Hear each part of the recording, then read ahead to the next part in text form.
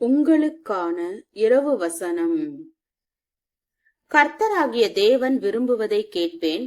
அவர் தம்முடைய ஜனங்களுக்கும் தம்முடைய பரிசுத்தவான்களுக்கும் சமாதானம் கூறுவார். அவர்களோ மதிகேட்டுக்கு திரும்பாதிருப்பார்களாக.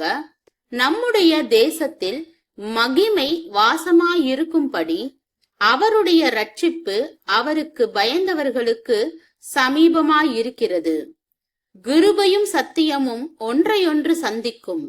நீதியும் சமாதானமும் ஒன்றையொன்று முத்தஞ்செய்யும். சத்தியம் பூமியிலிருந்து முளைக்கும். நீதி வானத்திலிருந்து தாழ பார்க்கும்.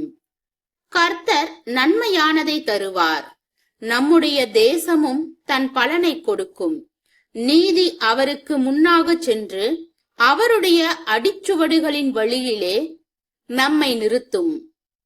சங்கீதம் 85 வசனம் 8 முதல் 13 வரை.